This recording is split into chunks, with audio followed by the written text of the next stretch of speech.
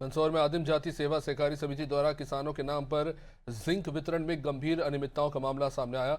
अब आपको बता दें कि 6 फरवरी को एक पिकअप वाहन में जिंक और बोरान की करीब 60 बोरियां लोड की जा रही थी और जब मीडिया ने मौके पर पहुंचकर जानकारी लेनी चाहिए तो समिति कर्मचारियों ने बताया कि सामग्री क्षेत्र के 12 किसानों के नाम पर प्रशासक की पर्चियों के आधार पर निकाली गई, लेकिन हैरानी की बात तो ये रही कि लोडिंग के दौरान एक भी किसान मौके पर मौजूद नहीं था।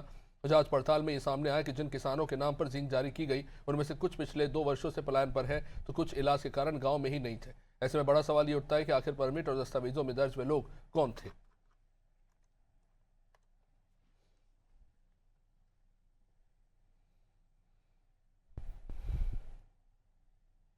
जी अभी 2-4 दिन में कोई जिंक लिए हैं क्या? कुछ नहीं मिला है साहब, न जिंक मिली, न डीएपी मिली, न गेहूं मिली मेरे को। लगभग कितने दिन से आपको ये नहीं मिल रहा है खाद? कम से कम 2-3 साल हो गए। साइन कितने बार करे आपने? 2-3 बार। कितने साल से नहीं मिल रहा? 2 साल हो गए जी। क्या क्या फोटो कॉपी जमा करके आए थे वहाँ पे? आधार कार्ड, बही। किसके हाथ में दे के आए थे? गणेश है, रज्जू है, इन सब तो बैठे थे। 12 लोगों की पर्ची कटी थी। परमिट के साथ पर्ची कटती है, मेरे पास पर्ची आती है तो जितनी पर्ची मेरे पास आती है उतनी बोरी मैं निकाल के दे देता हूँ। पर्ची कौन काटता है? पर्ची में परमिट जो काटते हैं, परमिट कोई और काटता है, पर्ची कोई और काटता है। तो और वितरण भी कोई परमिट कौन काटता है और पर्ची कौन काटता है? अपने से कंप्यूटर ऑपरेटर है हमारे गणेश भैया, वो परमिट और पर्ची काटते हैं। यहाँ से सिर्फ मेरा काम वितरण का रहता है। किसान है या नहीं है, जो परमिट काट रहा है वो बताएगा कि फर्जी किसान है कि नहीं है। बाकायदा उनका रिकॉर्ड हमारे पास है, उनकी एंट्री हमारे रजिस्टर में है, ठीक है ना। और उनको खाद कौन दे रहा है? जो परमिट काट रहा है। कौन परमिट काट रहा है आपके अलावा? परमिट काट रहा है अभी गणेश भाई काट रहे हैं अपने, उनके उसमें मतलब है प्रशासक महोदय के चार्ज में गणेश भाई है।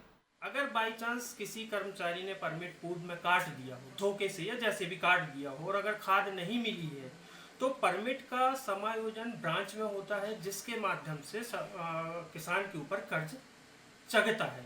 जब तक परमिट समायोजन नहीं होगा किसान के ऊपर कर्ज नहीं चढ़ेगा। अगर ये कुछ गलत हुआ है तो इसकी मैं जांच करवाऊंगा। मंदसौर में हुए खाद घोटाले में जिसमें 12 किसानों को फर्जी तरीके से खाद बांट दी गई थी, उसको लेकर आज कुछ किसान हमारे साथ पर हैं, उनसे बात करेंगे। क्या नाम है भैया आपका? मेरा नाम कोपलाल यादव, मैं मूल निवासी घनसौर और घनसौर पसंद। अभी जो खाद घोटाला हुआ किसानों के साथ, 12 किसानों के साथ, आपने कुछ सुना है क्या खाद घोटाला के बारे में? खाद घोटाला ये कोई नई चीज़ नहीं है इस सोसाइटी के लिए। ये विगत 2012 से लेकर अभी तक इस सोसाइटी में घोटाला ही घोटाला है। खाद घोटाला, बीज का घोटाला, इसके बाद में केसीसी में 20% 25% की दलाली कमीशन लेके बहुत से लोग तो ऐसे किसान हैं जिनके प्लाट हैं उसमें भी केसीसी बना दी गई। सोसाइटी के जो प्रबंधक हैं इनके द्वारा अनियमितताएं इस प्रकार से बढ़ गई कि घर से ही पर्ची बनती है, घर से ही पर्ची दे दी जाती है। कुछ कर्मचारी इनने प्राइवेट रखे हैं जो किसानों को फर्जी तरीके से गुमराह करके और उनके खातों में खाद बीज के नाम से ऋण चढ़ा दिया जाता है। कुछ फर्जी किसान ऐसे भी हैं, यादव जी बता रहे थे अभी, कि जिनके नाम से जो है खाद बीज निकाल कर जो है वो ओरिजिनल किसानों के नाम से चढ़ा दी जाती है। ऐसा ही एक मामला अभी पिछले दिनों सामने भी आया था, जिसमें एक मृतक व्यक्ति भी है। गोड़वाना गणतंत्र पार्टी ने जो लिस्ट कलेक्टर महोदय को सौंपी है उसमें एक मृतक व्यक्ति भी है। हमारे साथ एक और किसान है, समरजीत जी। समरजीत जी, ये बताइए, ये घोटाला जो हुआ है किसानों को लेकर, क्या कहना चाहेंगे इस विषय पे? देखिए अवधेश जी, भारतीय जनता पार्टी जो हिंदुत्व का चोला लेके आज पूरे देश के अंदर घूम रही है, एक दोहा रामायण का इनकी पर चरितार्थ होता है कि राम नाम की लूट और लूट सके तो लूट, अंत समय पछताएगा जब प्राण जाएंगे छूट। भारतीय जनता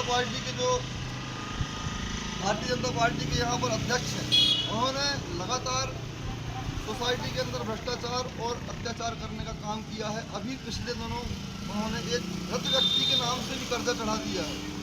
अच्छा उदय जी, मैं आपको बता दूं कि धान तोलाई हो, चाहे बीज का वितरण हो, चाहे केसीसी हो, हर जगह इनका कमीशन सेट और जगह ये कमीशन लेते हैं।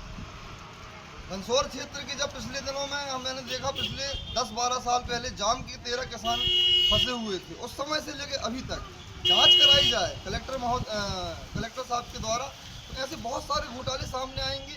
किसानों के ऊपर ज़बरदस्ती कर्जा ला दिया गया है। जो व्यक्ति मृत हो गया है या कभी सोसाइटी आया ही नहीं है, उनके नाम से भी कर्जा चढ़ा दिया गया है। पिछली सरकार में, कांग्रेस सरकार में सन 2018 में कर्जा माफ़ कर दिया गया था। उसके बाद भी किसानों के ऊपर कर्जा जस की तस बना हुआ है। मैं कलेक्टर महोदय को निवेदन करना चाहूँगा कि आप इस मामले की सख्त से सख्त जांच कराकर, ये कर्जा किसानों का कर्जा नहीं है, ये कर्जा सोसाइटी के उन बिचौलियों ने कर्जा लेकर उन किसानों को फंसाया है। ये कर्जा भी सोसाइटी के लोगों के द्वारा, जो अध्यक्ष महोदय है और उनकी टीम है, उनसे वसूली की जाए पैसे की, किसानों की से वसूली ना की जाए। जांच कराई जाए, पूरी जांच में पूरा दूध का दूध और पानी का पानी हो जाएगा। सोसाइटी के द्वारा आज से नहीं, कम से कम 20 वर्षों से यहाँ पर खाद, बीज, यूरिया को लेकर लगातार भ्रष्टाचार किया जा रहा है। यहाँ पर जो कृषि के उपकरण थे सोसाइटी के अंदर, वो उपकरणों का भी पता नहीं है। यहाँ एक ट्रैक्टर हुआ करता था, यहाँ पर हार्वेस्टर हुआ करता था, कृषि की सोसाइटी की ओर से किसानों को दिया जाता था। लेकिन ये सारी चीज़ें कहाँ गए? यहाँ के इंस्ट्रूमेंट हमें देखने को नहीं मिलते, किसानों को कोई चीज़ मिल नहीं रही है। आदिम जाति सेवा सहकारी समिति की शिकायतें मिल रही हैं और आगे भी कई घोटालों के खुलासे होने बाकी हैं। आप देखते रहिए अनादि टीवी। प्रजापति जमीन नहीं है, 49